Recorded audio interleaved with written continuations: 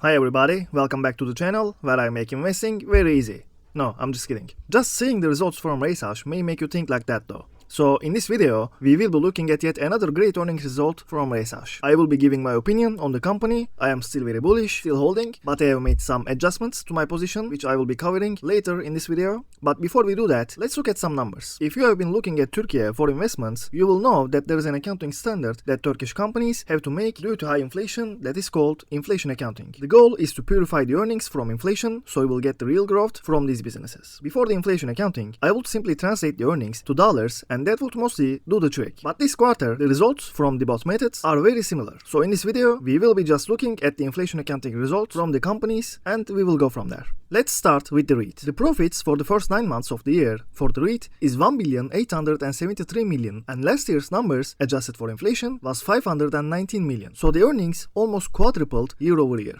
The market cap is 27.5 billion for the REIT, and if you just annualize the earnings for the first 9 months, you will get around 2.5 billion, so roughly 11 times earnings, but the growth will most likely continue, and the earnings for REITs at the end of the year is more complicated as it will include the asset appreciation. For example, when you look at the REIT's PE ratio in Google, you will see that it's at around 1.5, which is due to the asset appreciation. I won't get into details into that in this video, but keep that in mind so you won't be shocked when you see it. The balance sheet for the REIT is looking very nice, 2.2 billion in cash with 1.7 billion in short-term and 2.2 billion in long-term liabilities. The equity is standing at 42 billion, but remember that the valuations on the assets will be made at the end of the year, where we will probably be getting a more healthy number there. Even with these numbers, the REIT is still trading a little over half of its equity. There isn't really much to say about the balance sheet in my opinion, it's just looking pretty good. Finally, on the ratios, you will see that the current rate is at 145%, which supports my thesis of a very strong balance sheet. The ratios are through the roof, gross margin is at 94%, and it is expected because the company just owns and rents the assets. There isn't really much of a cost of business going around for the REIT side. On the logistics side, the profits for the first 9 months of the year is at 3.1 billion, while last year, adjusted for inflation, it was 999 million, basically a billion. More than tripling the earnings year over year on the logistics side, but also when you look at the financing expenses, due to the rates being at 50% in Turkey, there are important losses in financing. 1.6 billion in financing income, with 2.3 billion in financing expenses, and another 471 million in monetary loss, which is related to the inflation accounting.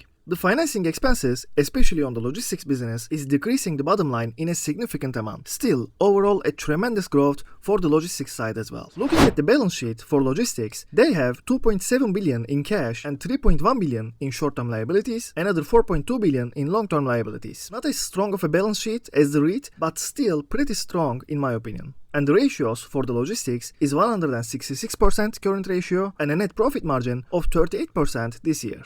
You can stop the video and look at the rest of the numbers. I'm just giving you the highlights. The market cap of the logistics is 36 billion, and with the earnings at the end of the year, I expect the PE ratio to be mid to high single digits. So the numbers speak for themselves. There is not much to talk about regarding them. I want to explain my views on how they do it. So the main operations for RYSAS is the warehouses. They buy land, build warehouses, and rent it to major firms like Toyota, Carrefour, and so forth. The REIT is the first public company in their sector, the warehouse operating. And first of all, they have the expertise. They've been doing it for decades. But more importantly, when you follow the business closely, they buy a land and build a warehouse there, right? Let's say that this is costing them 3x amount of money. If you have been following for long enough, you wouldn't be surprised when they announce that the annual rent for the warehouse that they built will be X or just a little less than X. Like returns of 20-30% rates is just the norm for the company. So what happens is, as the portfolio of assets grows, the more the cash coming in from the rental agreements. All while there are massive tailwinds behind the nature of their operations, such as the growth of e-commerce and so forth. So with the cash coming in more and more, and at the same time, the market prices for these warehouses increase as well. So every time they renew a contract, it is for more than what it used to be. And with all that cash, remember that the company does not pay any dividends, and the dividend policy may have to change in the future, but it's not for this video.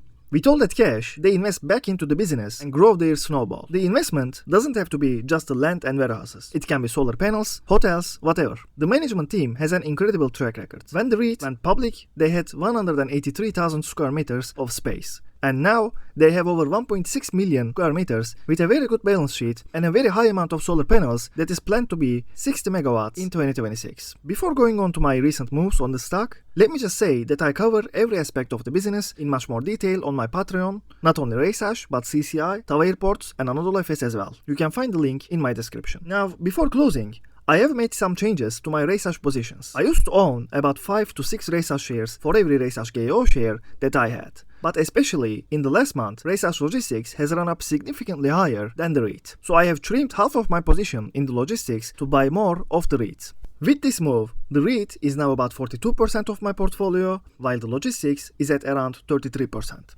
So combined, they make 3/4 of my portfolio. I think that's it for today. I try to make these videos as short as possible in order to not bore you. Please let me know your thoughts in the comments, and if you like this video, leave a like, subscribe if you haven't, and I'll see you in the next one. Bye.